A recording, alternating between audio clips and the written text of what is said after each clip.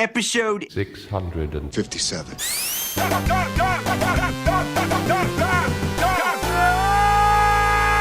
Worst episode ever. BRB UK. Worse teeth, better accents.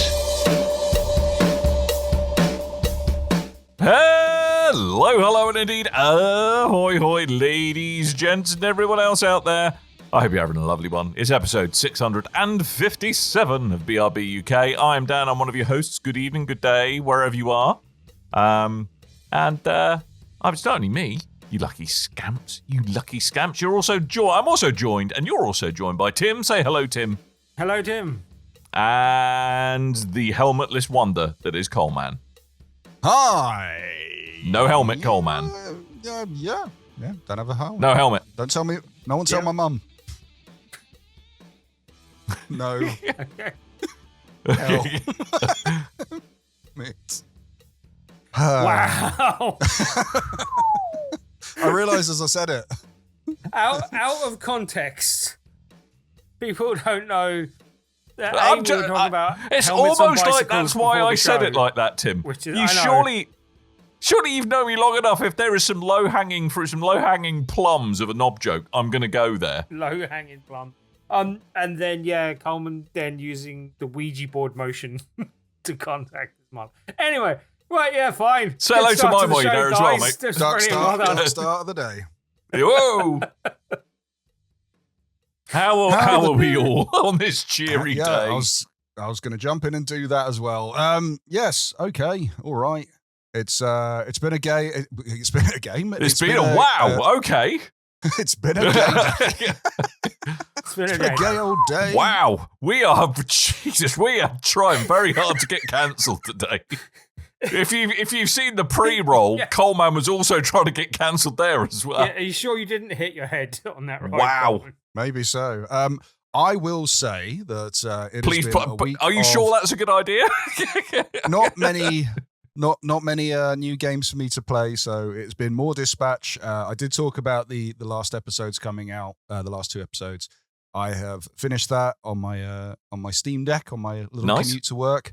I have thoroughly enjoyed that game. I've completed through a good run, and now I'm doing the bastard run, as I tend to do, where I just make all the Like nasty Sean Bean. choices in the game to see what happens. Yes, yeah, Sean Bean run. Maybe I must say, reboot that. I really enjoyed my Sean Bean run of Mass Effect, actually, where I was just an absolute multi-tool to everyone. See Just what I did punching there? An reporters absolute left and right. multi-tool, yes.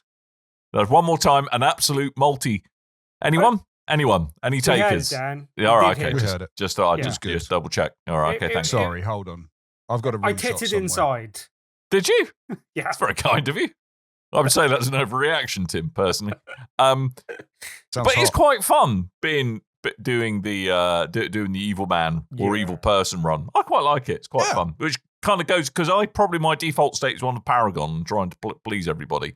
But just it's actually quite a liberating sensation being an absolute helmet. Yeah, to bring Well, I it. told you a good one for that. Sorry, Tim. A good one for that was Walking Dead. I was replaying Walking Dead a long time ago, and when I was on my second playthrough, I went, screw it, I'm just gonna. And I was doing it because I initially started playing that game on the 360, and at some point switched to a different platform because those kept going well into the PS4. And I had to replay the original episodes again to kind of get it to where I wanted. I went, do you know what? I'm just going to do the opposite of what I did last time and see how that goes out. And even though you're an absolute arse all through that game, it seems your connections are a lot more solid for the second game. So I went, this is actually like a bonus. Like, yeah, it was cool. I liked it. For Walking a Dead. slightly more up-to-date touch point, I was talking about Outer Worlds last week, and Oh, Outer yeah. Worlds 2. And I picked, like, renegade background story and all this type of stuff. So I was like, oh, Because yeah, you're I'll edgy, be aren't you, Tim? edgy and abrasive edgy. and horrible. And then I couldn't help it. Like, just when, even though I didn't really care about my teammates, when they were, like, going into personal details and stuff, I'm like, I kind of got to be nice. I just don't Have you? default Have you, though? to being an a-hole. So, yeah, I was just like, I don't know. It's not like real life at all. Yeah, exactly. We go the opposite to how we do in real life. Yes. Yes. Let's claim that is the case, shall we? Yeah. Yeah. I was thinking of getting into the first Outer Worlds again, just because I was looking at some performance. As I listened back to the episode to do the editing, things that we talk about, I'll go, oh yeah, that was a thing we said. I should actually follow up on that. And I started looking up spec videos on just the performance of Outer Worlds 1 on the Steam Deck compared to how it was when I first started playing it. And it looks a lot more plausible than it did before. So I might try that again. Plausible again. I will say as well, the other thing we were talking about is the power of the new Steam Cube, the Gabe Cube, the Steam console, Gabe Cube, not a console type thing. And I did actually look up how much power comparable to the Steam machine in Game Boys. Original Game Boys would be 2,002,088. Sorry, is that right? 2,002,819 original Game Boys to power the Steam machine. So there you go. The question is, though, Coleman, how many bits is it? Ah, damn it! I'm going. All right, I'm guessing 64. It's 64. It will be 64. Everything's 64-bit, Tim. Everything these days is 64-bit. Will it have blast processing? Well, that is the important question to ask. Will blast it processing use Mode 7? I'm still. Does it require I an just expansion pack. Just with the prices of memory going absolutely bananas at the moment, I've got a horrible feeling it's going to come in at a not great price point.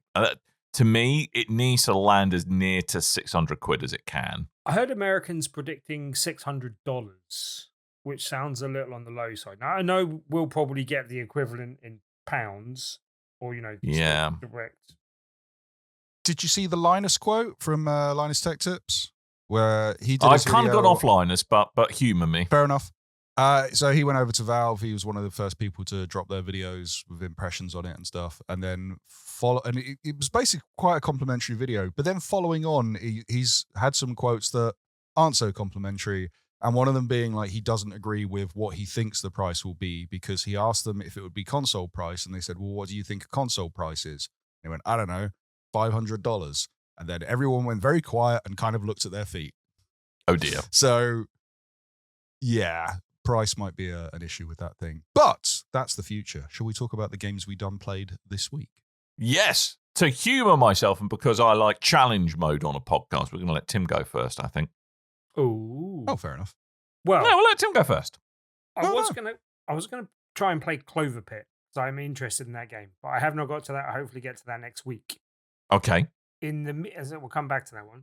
But the games we done play, Tim, not the games we were going to play but didn't done play. I know. I'm just mentioning it, especially as I don't know if you're aware, but I don't want to make all our live viewers actually abandon us, but there's an Xbox partner preview going on, and they just mentioned it in that as well. Yeah. Missed it. Yeah. Oh, well. Hey ho. But everything's an Xbox. It's fine. I mainly played a hell of a lot more Luminous this week in various different forms than the form I talked about last week. So I just thought I'd touch on that a little bit more. I spoke about it last week. I've been playing it on PS5. I have continued to play it on PS5, but I played it in VR, whereas I hadn't done last week. And while it's much the same game, obviously the same tunes and the same sort of gameplay, it is transformative in some ways. I'll stop short of saying transcendent, but one of the things that makes a major difference is actually the transitions between one tune to another. It like in VR, like there's a lot of stuff that just graphically doesn't happen in going from one scene to another, or just doesn't seem as significant. Whereas, going from one song to another, there's actual like scenes that you go through and stuff that it takes you through and stuff that looks a lot more impressive in VR, and like to the point where I don't even know if it is in the flat screen version of the game or I just didn't notice it. But like that is kind of a bit different as well. I also find it, especially when you've got headphones on top of being in VR, I find that much easier to fully concentrate and then get into that state of synesthesia, as they call it, but just hyper focused on what you're doing and kind of like it does seem like a different experience in VR, and it does notch it up another level for me in terms of how much I rate the game. Still like the game generally anyway, but like in VR it has been really, really good. Like, and The only thing I'd say is a slight criticism is it doesn't seem as crisp as it could be, or as crisp as Tetris Connected was in the headset. But other than that, like it looks and plays really well and is very good, basically. You mean the sound or the visuals? What do you mean the headset? Visuals. Okay, Yeah. so the VR specifically. Okay. Yeah. So is it like kind of, how does it work? Is it just kind of like a floating kind of game field in front of you, or is it actual depth? Does depth play into it at all? Or and at first I actually put the headset on. Good start. Well done. When I was already You didn't had say the where game you put it. going, and it just did it as a big flat screen in front of me, which you can do with any game with the PSVR headset, if you weren't aware of that anyway, or PSVR 2 headset. But actually, like booting back into the game, like first of all, the loading screen. You know, I love talking about loading screens and menus, but all of that has like a 3D hang on, Tim. Hang on. Like, One sec. One sec, Tim. Yeah. But all of that's got like a 3D area around you, and like there's a like the kind of theme to the opening of the game and all that has, and one of the tunes in the game has like a man that's kind of made out of floating bits, kind of sort of diffused kind of person is kind of walking towards you, and that's part of it as well. But like just generally, like there is whatever is going on in the environment has a 3D environment around you that matches the theme of what's going on. And like some of the actual, I called them distractions last week, but some of the elements of the theme of what's going on, like if you're watching the video thing, there's a big like dancing snake, and there's big kind of chameleons that are kind of head banging next to the either side of the kind of play area and stuff like that. And yeah, there's a train level where you're traveling down the train tracks, and there's like just the kind of countryside rolling past you sort of thing.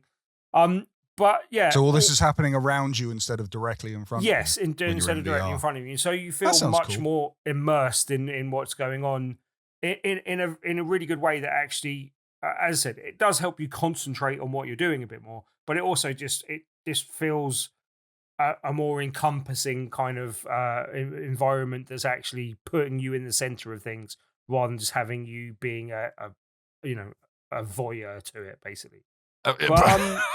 What? But yeah, like Tim's got his word of the day toilet paper. I know, yes. It's They're all about pervy things. As I said, it's not like, oh my god, it's a whole new game, but it does give a different feeling to the same game. And yeah, it was really like, okay, now I see why I've heard people that have played this in VR hold this in higher regard than I've heard people. And people have been talking about, in high regard generally, but people that have been playing in VR have been talking about it even more, and I can see why now, basically.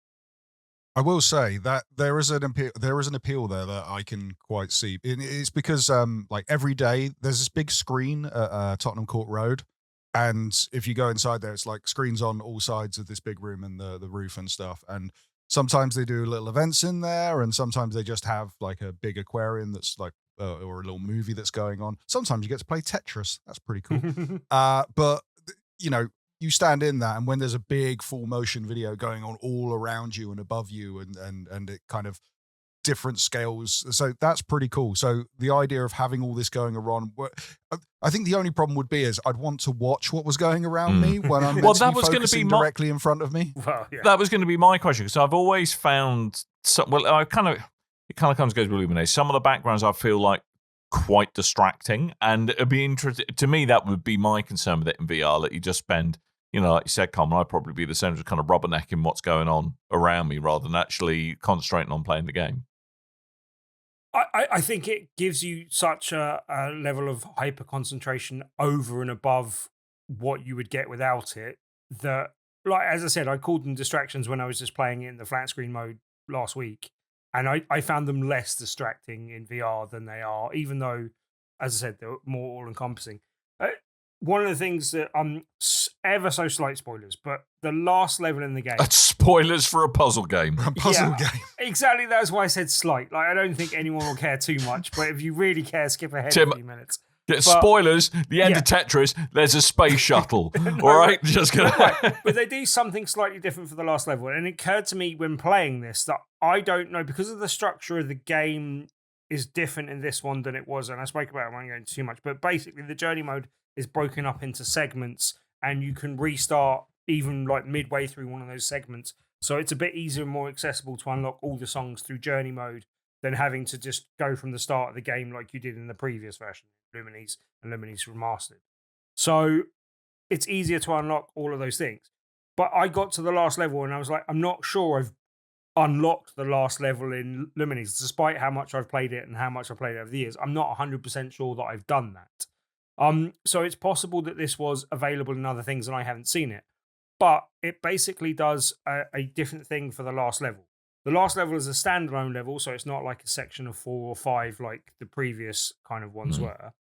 And it instead of giving you a limit of blocks that you need to try and clear and just clear, I think it's like 90 or 120 blocks you need to clear to get to the next level. It's just got 10 minutes. You just go for 10 minutes and do however many you can in those 10 minutes. It's also got remixes of some of the songs that you've seen throughout the game, and it remixes them together. So I just thought that was really cool. It was really interesting. And it's also got, you've got Lumies, which are kind of the little characters that you unlock as you go throughout the game, and they're like a little avatar-y thing that you float around the menus with, but then also kind of just sit next to the screen and represent, it's like a representation of you when you're playing. But you can unlock different bits of those as you go throughout the game. But then it's in the final level, it's got like hundreds of those like roaming around, and then there's a whole thing it does with those in the end credits and stuff as well. So yeah, like there's just a bit more going on and a bit more interest. But yeah, I like having played all the way through the game to completion and played in VR, really enjoyed it. On a much smaller note as well, I also, after we discussed it on last week's show, did download Lumines Remastered on the Steam Deck and have been enjoying that as well. So that's good times, took isn't up it? my other game time as well. But Cool. I basically unlocked quite a lot of that on my first go through. And I'm guessing you haven't. I wish I was too cool much, like Dan, you, 'cause Tim. Your score was not high when I checked. No. out. I literally haven't played for very long. Shame. Yes, that's what I thought. Wow. But then You'll be eating my dust in no time, mate. Through all of the versus stuff and unlocked all of that as well, and then unlocked quite a lot of the other skins and stuff. So I've been enjoying going back to that as well. But yeah, Lumines has taken up my entire week this week, so of gaming. So yeah, Jolly good. Very good. I'm glad Jolly you're good. still Well, Tim enjoying throwing it. me I'm under still the not paying Lumines. 35 quid for it though. Yeah. fair. Yeah. Well, now that Tim's thrown me under the high score bus, I should probably explain myself and what else I've been playing.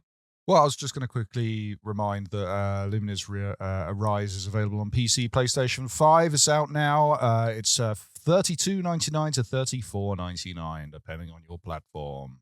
Mm-hmm. Quite a lot of money, I think, especially when you can get the remastered for very few pounds.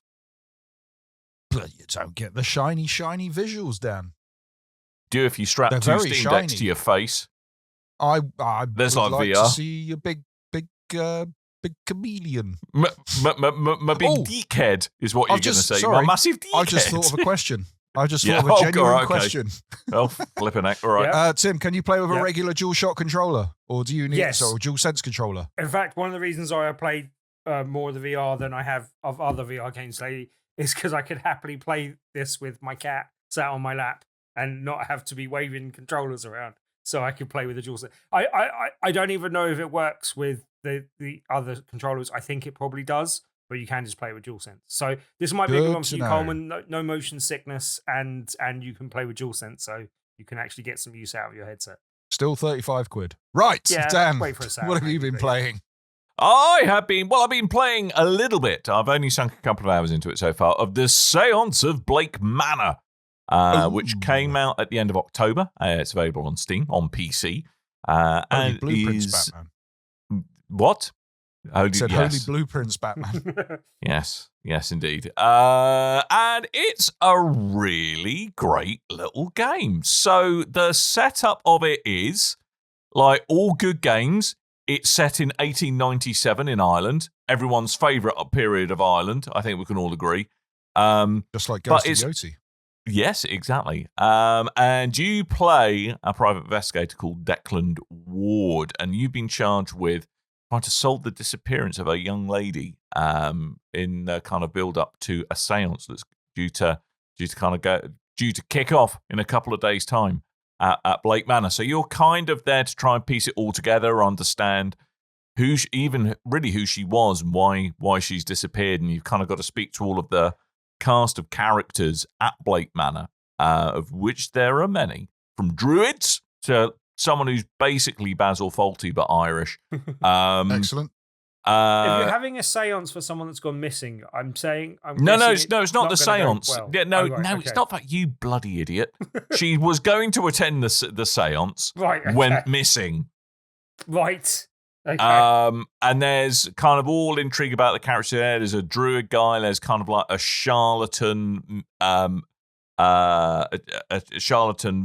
medium who, you know, is there for her own nefarious reasons. You've just got to kind of really try and work out what everyone's role there is, and try and understand how they might have contributed or not to the disappearance of the lady called Evelyn.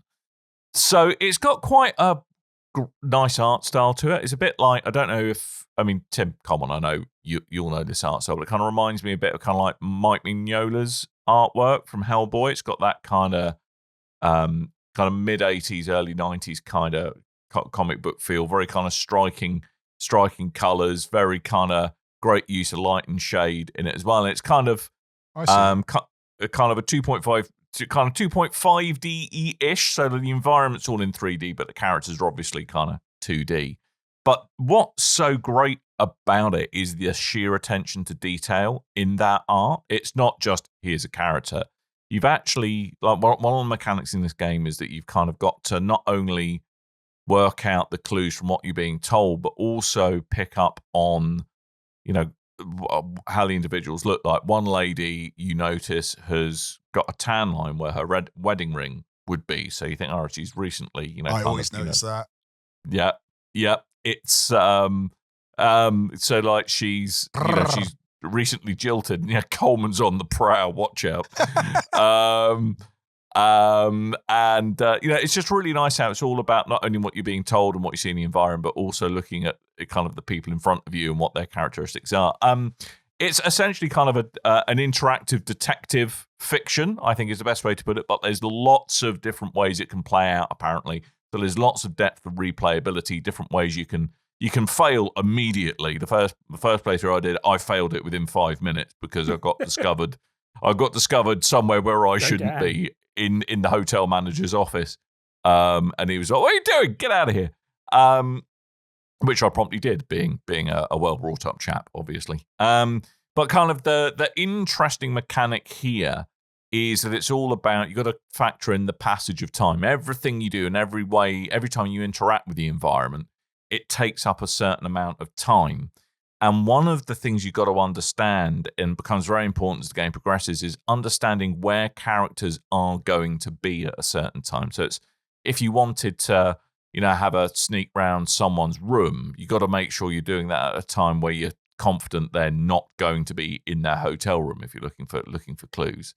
And kind of where everyone is changes every hour, and that's part of what you've got to discover, is understanding, you know, who's going to be where, what interactions you might be able to eavesdrop on if you think a couple of folks are in cahoots or not. It's really, really nicely done. It's really rich narrative to this game, and if it's the kind of thing, if you like a kind of a detective mystery, this is great. I'm really enjoying my time with it. It plays really nicely on the Steam Deck, unsurprisingly. It's not exactly a technically demanding game.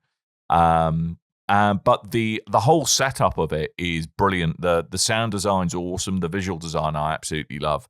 And the voice acting, surprisingly, not that bad. It's often the case you worry with some of these cheaper games, it's going to be marred by terrible voice acting, and especially something that's all about the storytelling. If the voice acting wasn't any good, it could really let it down. But no, I've really, really enjoyed it. The kind of the putting together the clues to come up with hypotheses and then try and put the puzzle of what really happened together. I really like it. It's kind of it's a nice change of pace from a lot of games which are kind of all in your face and full of action. Perhaps it's just because I'm an old giffer, but I actually quite enjoy kind of working my way around a story. And just really well-written characters as well. Yeah, go for it. I have a pretty boring question. Yes. You're playing it on the Steam Deck. This looks quite text-heavy in some areas. How is the translation to a smaller screen? All right, I would say. I would say all right, but definitely you need headphones in. You do need, it's not like, because often I'm playing on stuff in Steam Deck, I will often have the sound off or low so as not to disturb people. But this is something you need headphones on for. So, okay, cool. I really enjoy it. I think you'd like it, Tim, actually. I think you'd really enjoy this game. Yeah. I mean, it doesn't sound too interesting or anything. Any duck detective, but But yeah, I do like a detective. You like a mystery. Let's be honest. Yeah. Yeah. So Séance of Blake Manor, available on PC, out now for £16.75 and worth every penny as far as I can tell. As a quick aside, before we jump into the news, yes. What are we now expecting for the rest of the year? Are there more? Is there anything coming now? I'm some awkward bowel movements as I have more rich food. That's what I'm expecting. Is there what's left? What have we got coming now? I think that's it now, isn't it? You're making me Google. Google. Well, I didn't want again. you to Google anything. I wanted you to use your expert knowledge of being a video gamer with a podcast. Yeah, that's not happened for a long while, mate. There's Marvel Cosmic Invasions coming. Oh, that's coming to Game Pass as well, I think. It's one of the only reasons. Doesn't make any difference to me anymore. Well, I think I've got this month. Game. I think if it comes out this month, then I'm okay, because I'm going to probably I don't think I'm going to completely cancel, but I think I'm going to do what you did and limit it down to, El the cheapo basic package. So what else is coming? Metroid Prime 4 Beyond, Switch 2 and Switch. Octopath Traveler 0 is coming as well. And SpongeBob Patty Pursuit 2. Oh! Yeah, you got me. Yeah. I thought you'd like that. I hear those games are pretty good. Since they've been redoing they've had the remake and all those kind of things. Christ, there's another bloody R-Type remake as well. R-Type Delta Reboosted. Cool. The R-Type Delta HD Boosted. That's out today, apparently. I haven't played R-Type for a very I love R-Type. R-Type's so we were good. We were talking last year of switching our Game of the Year categories to kind of just go, right, December is the next year. And so we'll go December to November, and it makes it easier for us to kind of do Game of the Years. We don't really need to. There's nothing in December, is there? Nope. No? Nope. Oh, well. When's Resident Evil? Is that?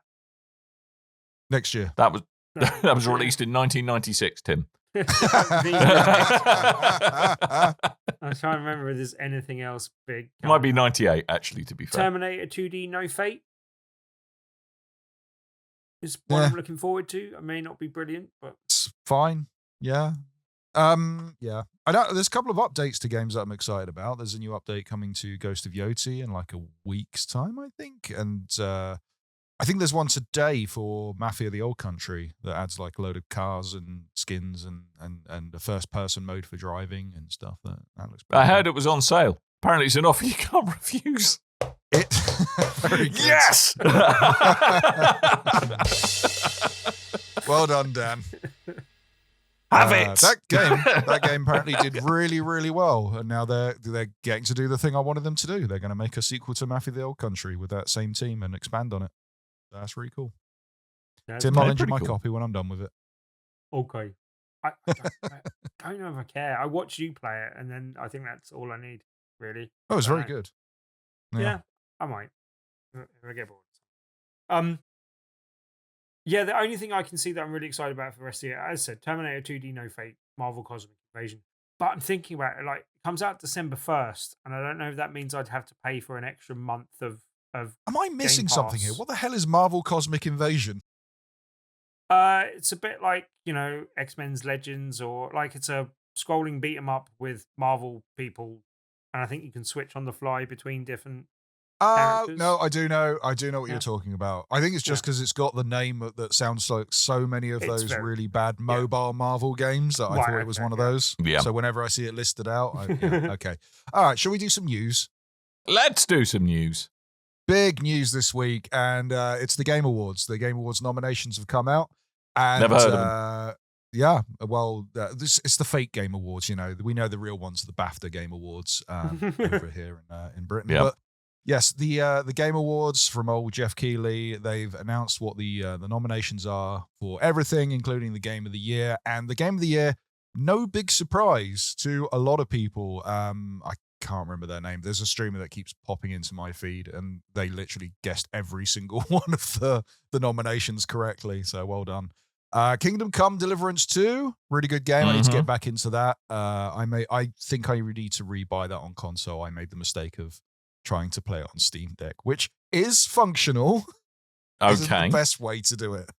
Functional. Exactly what I want to hear of a game. It's functional. Great. I just Sign really me up. wanted. Well, at the time, I was still traveling one side of London to the other, so I was spending a lot of time on the tube each day, and I just wanted something really meaty to get into on the Steam Deck rather than just like little throwaway games, and that seemed like one I was going to take a gamble on, and it was cheaper on PC.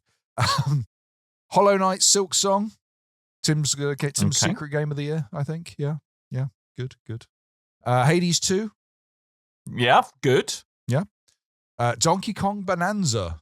I'm going to try to get my hands on that before the year is out. Death Stranding 2 on the beach. Yes. Of course, a Kojima game is in there from a game that's a Game Awards that's held by Jeff Keighley. And Claire Obscure Expedition 33. I think the only game on here that we've all played. Yes, and it's a chuffing good game as well. It's a great game. It is a good game. I think the grinding... Sorry, go on. I think the style and the kind of individuality of the game and the whole idea of, hey, we took the kind of style of a Japanese game and did it in a European studio. Really, really good approach. I liked that. I think it went way too hard on the grindiness that put a lot of people off. But yeah, it's a great game. I really enjoyed it. I think it's very good. I can understand it getting its praise, and I think it deserves that praise. For me personally, I got up to a point with it, and then it just did one thing that made something a bit more difficult, so I put it down for a bit, and it's encouraged me to never go back to it, and I'm not sure I ever will. As a result, I don't know if it's going to get in my personal picks of like my 3 games of the year. It's definitely in with an honourable mention, but I don't know if it's going to make. I'm sure that will be of great comfort to them, Tim. Yeah. I mean, I'll give you a good story of picking the game down and putting it back up again. I got home from work and the man called Rick was playing Claire Obscure Expedition 33, and he's been putting a lot of hours into it, and he was very frustrated with that game. And I remember him getting quite annoyed with it. He's like, I'm done. I've uninstalled the game. I'm not playing it anymore. I got up to work the next day. I go downstairs and I can see all the lights are on. And he's playing Claire Obscure Expedition 33. And I went, I thought you uninstalled it. He goes, well, I reinstalled it. So it gets its hooks in you, I'm guessing. Yeah. That still amuses me. So, yeah, Game of the Year. Best Game Direction. I'll go through these quick. Best Game Direction, Claire Obscure Expedition 33. Death Stranding 2 on the beach. That game, much like the first one, that game keeps like building up as you go on, so it could be off-putting as you start, but yeah, really. Ghost of Yotai, I think that one stays the same level all the way through, to be fair. I don't know what you think, Tim. Yeah, from what I've seen so far. Hades 2. Yes. Yeah. Good. Same as the first one. Still haven't picked more. up, but yep. It's good. Although that argument's there for Ghost of Yotai as well. Split Fiction. I like that game, but Split Fiction. I like that game. I like the idea of that game. I feel it outstayed its welcome a bit. And I got a little bit bored like halfway through kind of the repetition of that game, but still good. I like that game. It's good if you got kids, I reckon. Best narrative. What we got? Best art direction, best score and music, best audio design. What do we want? We want like the best esports performers. Where's that? Oh, here you go. Best performer. We do. Here you go. Best performer. This is a good one. Yeah. Ben Starr as Verso in Claire Obscure Expedition 33. Yeah. Actually, he did all right.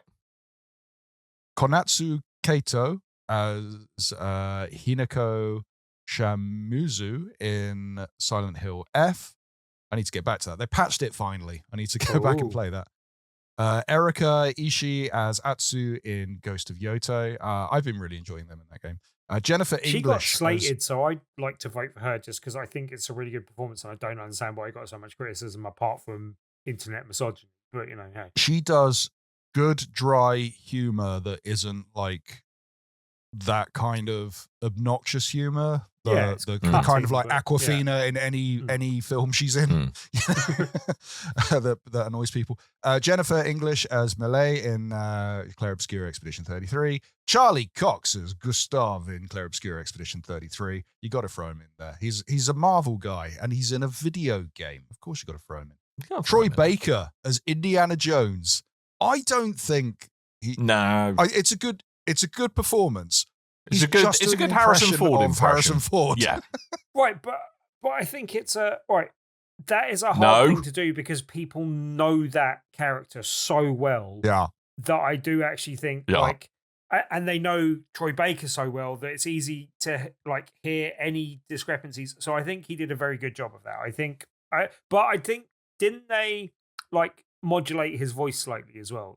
Wasn't it done with some effects as well? I think they did. I think they altered the pitch of it somewhat to make it more in the kind of timbre of Harrison Ford. Yeah. But I think that's what I heard, allegedly. Whoa, that went wonky. I'm going to guess that's a service problem. Let me just check we're still online. Fair, maybe. I think we're still live. Okay. All right. That was weird. I might not cut this out because I will forget. I think No Man's Sky should win Best Ongoing Game every year, all the time, because the amount they put into that game is insane. Just celebrate the sheer lack of business acumen that's gone on to piling more and more resources into that game over 10 years. Here you go, Tim. Although I'm going to get you to look away from your phone. Are you ready for this? Yeah. Best VR AR game. Mm-hmm. Alien Rogue Incursion. Yeah, that's not a good pick. But yeah. Arcan Age. I heard it was all right. That is probably a good pick. Was that the one that was Skydance? No, I don't think so. Monsters. I think it was it may have been published by them, but I can't remember who the publisher was. But I know it was a smaller indie developer because Fireproof Games. 2 people or something. No, sorry, Virtue Virus VR. That's the name of the developer. But I'd been meaning to pick that up, especially as it's on sale. If I wasn't busy with other things, I probably would have done because I've heard very, very good things about that. It came out at a time when I wasn't playing VR for it. So, Ghost Town. I've heard good things, but I don't know much about it. I've heard people praise it, but I don't know much about the actual game, so I don't know on that one. This is an interesting one. Marvel's Deadpool VR. Didn't that just come out a day ago? Just come out, but is getting fantastic reviews. Right. Really? Really, really good. And I watched the review on that today, and it what's the setup of very that? good. Sorry? What's the general premise setup of Deadpool? You are Deadpool. Yeah, you're Deadpool, obviously. But I Neil can't Patrick see Harris is your voice. Yes. Yeah, I was going to say, but surely so much of Deadpool is kind of the characterization that you see of him, being Deadpool himself, might take away from it. No, a little bit without being able to see him, or no, because a lot of it comes from his humor and his one-liners and his quips, and I think that translates, especially Neil Patrick Harris doing, by all accounts, a pretty good job of doing that. Also, it's it's twin pistol, mainly you can pick up other weapons, but the main weapons are twin pistols and his katanas, which lends itself reasonably well to VR, I think. And graphically it's supposed to be really good. Apparently doesn't run as well on the 3S. It looks a bit better on the MetaQuest 3. I could have guessed that. But other than that, it sounds like a fantastic game. It's apparently very well done. The upgrade paths are really good. The different levels are good. Humor's good. It sounds really good. I'm a bit jealous that that's stuck on the Quest. But yeah. Yes. The Midnight Walk, which is a great game. I don't know about the VR because PSVR 2. I think there's other games that could have got on there more than some of the picks they picked. again, the one I talked about today, Lumines Arise, I think is a good pick to get on there. I'm not sure, like in terms of when it came out ahead of Deadpool. So if Deadpool got on there, it should have done, I think. So, but generally, it's not a bad list from what I know. But fair enough. Here's a good one because we could talk about this. We can do our own, predictions as well. But also winning my personal award for most pointless award, the most anticipated game.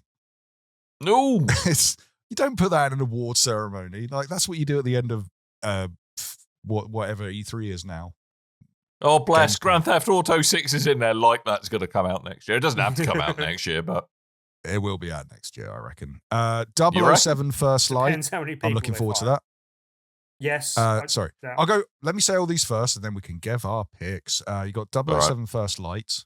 You got Grand Theft Auto 6. You got Marvel's Wolverine. You got Resident Evil Requiem. And you've got The Witcher 4. Witcher 4, I doubt will come out next year. We'll see, but no. Does it have to come? It just says most anticipated game. That is true. Yeah. The game doesn't even have to exist. When we technically, the game doesn't have it. It could be Half-Life 3 could be a valid winner, and that doesn't exist as far as we know. I'll be honest. The one I'm most probably going to play the most of is going to be Grand Theft Auto 6. But the one that I'm most looking forward to is actually Marvel's Wolverine because I really like the Spider-Man games and it's the same studio. Yeah. Fair. Yeah. I mean, if through some miracle The Witch 4 comes out, that's probably one I'm looking forward to the most. I think.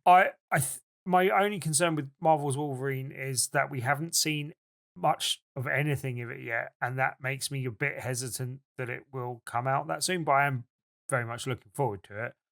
But I think my most anticipated out of those ones is possibly 007 First Light. I'm really looking forward to that. Oh, okay. I am looking forward to that as well. That's PlayStation exclusive, isn't it? I believe so. Or PlayStation PC, I'm assuming. Oh, no, because Xbox has showed it in their showcase thing, so I don't... Oh, okay, cool. Yeah. All right. Yeah, I'm looking forward to that one. I think that'll be a day one purchase for myself. Mm-hmm. This is good. Right. I think we'll just stick on the Game Awards. I quite like this. All right, okay. I don't know why I wrote an agenda. Best adaptation. Now, let's see who's seen all this stuff. Right. You got a Minecraft movie. I haven't seen it. I watched it. I haven't seen it. Yeah. Why? Why did you watch it? Can I just say? We put it on in the office. It was hilarious. Sorry, the petrol station. It was hilarious. Yeah, you put it on in the office in the petrol station. Chicken jockey. Devil May Cry, the animated series on Netflix. I haven't watched it. I heard a lot of complaining about that. I didn't watch it. All right. I thought people would like that, but okay. I might be wrong. The Last of Us Season 2. I still haven't watched it. I've watched most of it. I haven't watched it. Back and watch the last couple of I hear it's good. I liked it. Okay. I had a lot of complaints.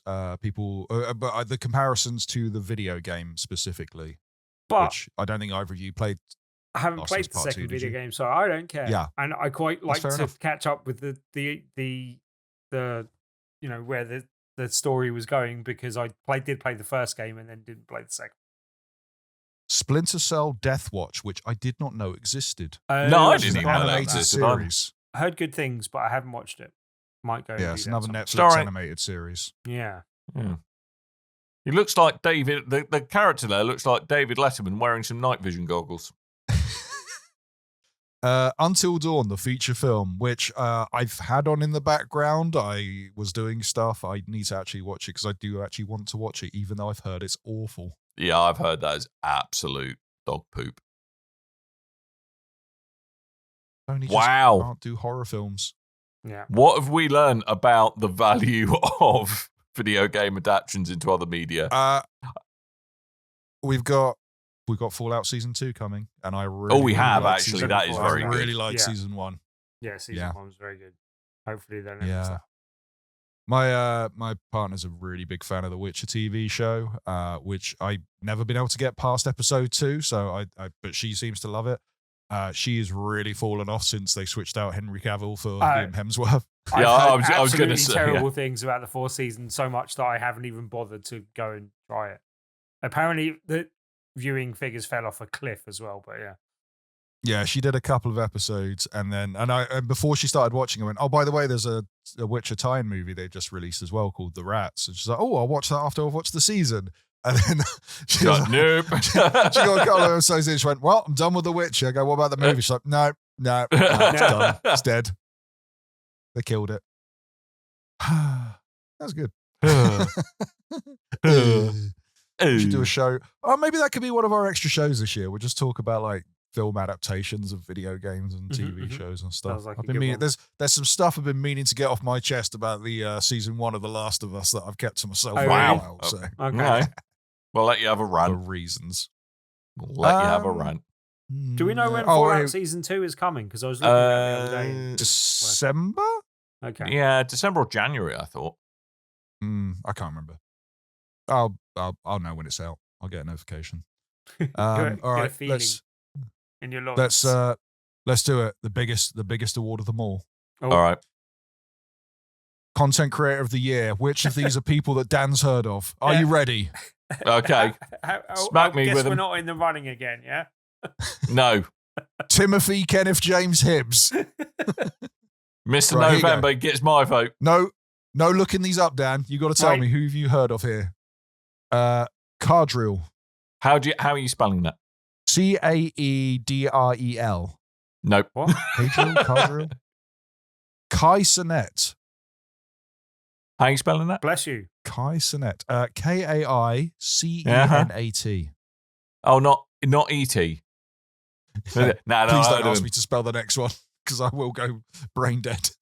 Moist Critical. Oh, yeah, I like his vibe. I like his vibe. I really he's heard of him. Have you heard of him, Dan? I like saying the word moist. So that's most of the way there. Okay, so that's Dan's critically front moist, runner. Dan. Critically. But have you That's actually my- heard yeah. of him, Dan? No. No. Okay. Okay. He's in Dispatch, by the way. Plays a kind of version of Man-Bat. Sakurai Miko? Or Sakura Nope. Miko? Nope. I believe that's a VTuber, Dan. Ooh, a VTuber. VTuber. What's one of those when they're at home? That's a person that has an anime avatar that does the talking. They do the talking and the avatar. They do the moves around. talking. And then, yeah.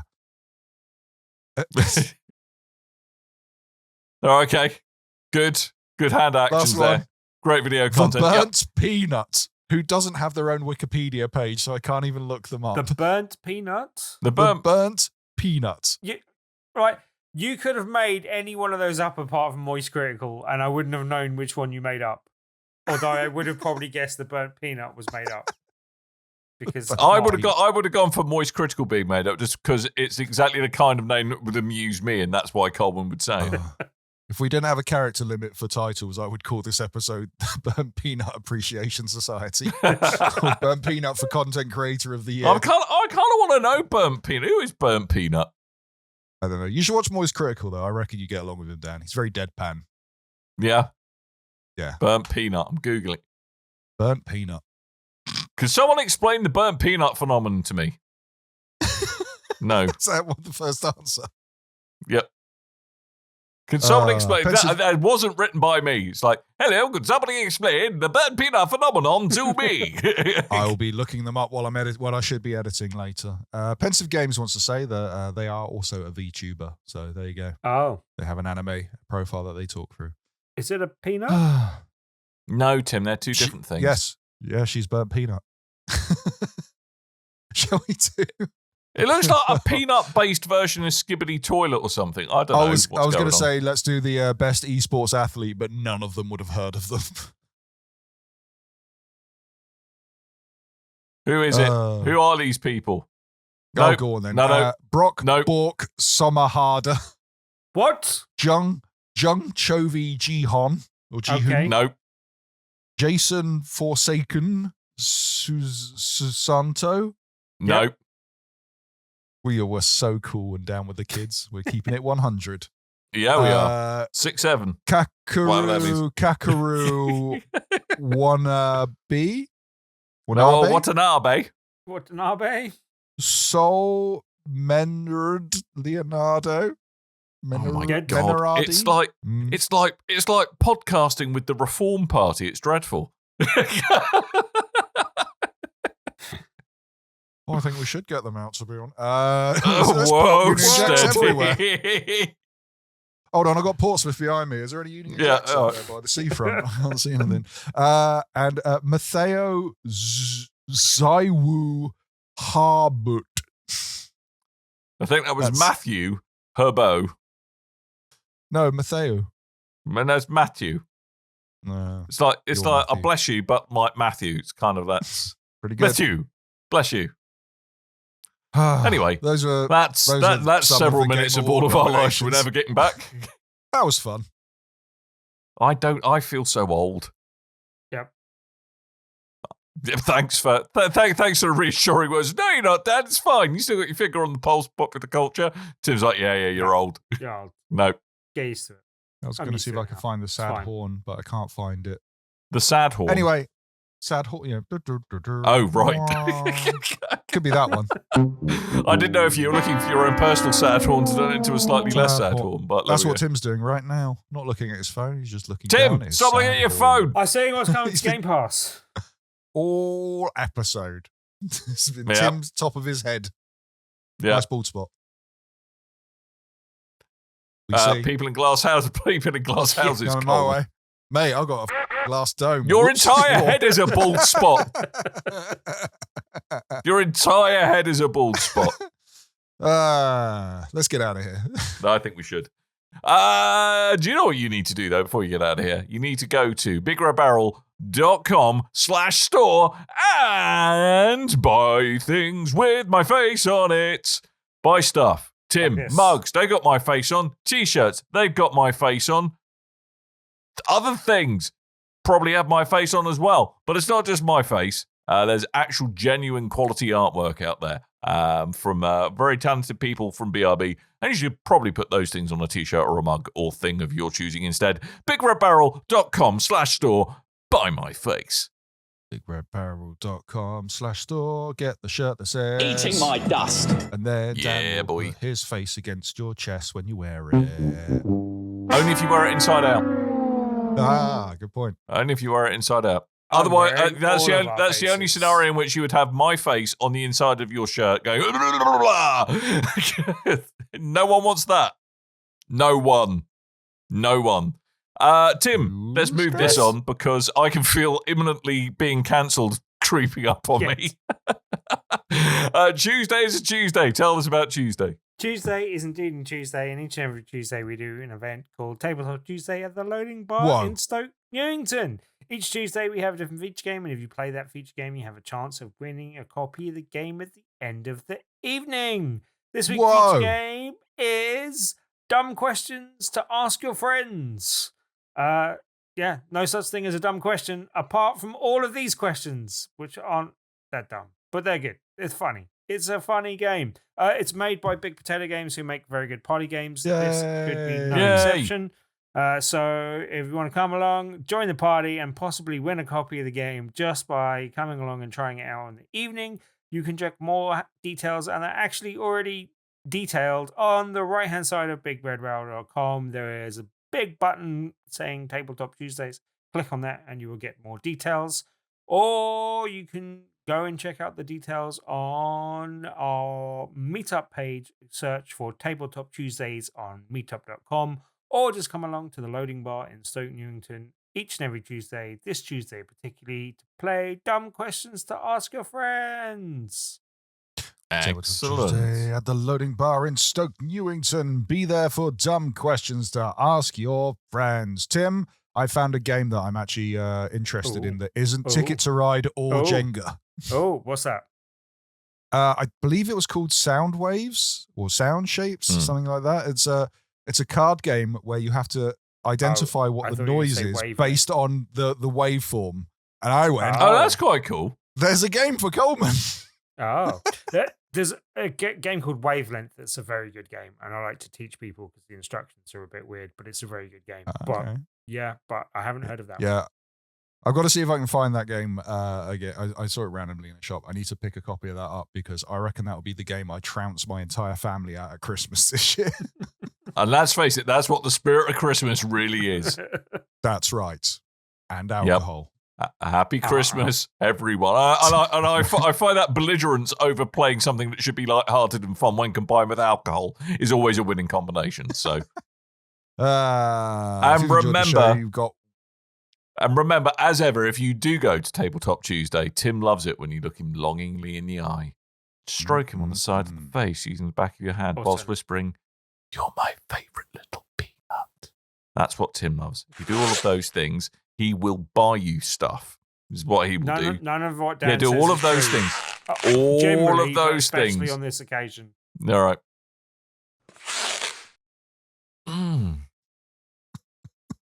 And remember, when you go to Tabletop Tuesday, say the phrase that pays. Come in my love cupboard. Yay! If you've enjoyed the show, you've got weird taste, but we love you all the same. Thank you very much for listening, or thank you very much for watching on YouTube, as you could do. You can find us on bigredbarrel.com. That's the website that hosts this here podcast and other stuff and things. Go over there, check out things, check out stuff. It's great. Click on all the buttons, click on all the links. They'll take you to our social media. You can find us to all our social media pages, which is usually available on anything with a slash and a big red barrel at the end. That usually is how that works. Or you can find us on YouTube. Don't slash in our barrel, please. At Big Red Barrel. And you can find us on Discord. That's bigredbarrel.com/Discord. That will take you over to our Discord page. You can join and chat with fine folks that listen to this podcast, or maybe don't, and they used to do something with big. Maybe they used to listen to the Boom Show and they've never cancelled, and they still like talking to people. Probably happened. Should we just revive the Boom Show, but it's just us? Just revive all the shows, but it's just us three. And we're just doing terrible impressions BRB of Mormons. UK, just chucking them on different bad feeds. American accents, yeah. No. Just we tried that once. It went UK. terribly wrong, I seem to recall. No, we just keep doing BRB UK, and then what we do is we just we'll swap out the theme tune, and then we'll just chuck it on a different feed each week. And then we'll be like, see if they look, notice. Boom's back, guys. Oh, look, Barrelcast back. The Blue Show. Anyone for BRB Flicks? The Geek Show? We're all back. The gang's all here. Maybe not. No. So, yes, go there, chat, say hello to us and that stuff. Yes. So that's pretty much it.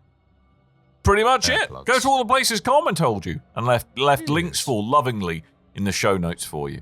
And all that's really left to do then, I suppose, is remind you that I have been Dan.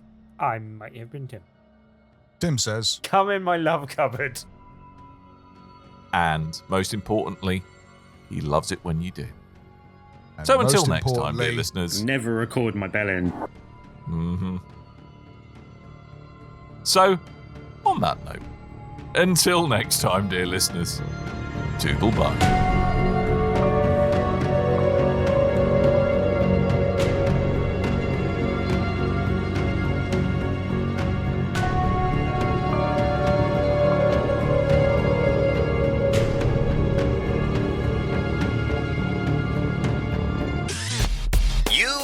Your ears are quite welcome for the podcasting goodness that you just heard. Why not roll on over to BigRedBarrel.com for more podcasts, news, reviews, and videos from the biggest, reddest site on the internet, BigRedBarrel.com. Or cuboid, because it's slightly longer in one direction, where it's kind of designed just to sit next to your TV, be very unobtrusive. It's apparently 6 times as powerful as a Steam Deck, which naysayers quite rightly say probably isn't that powerful. But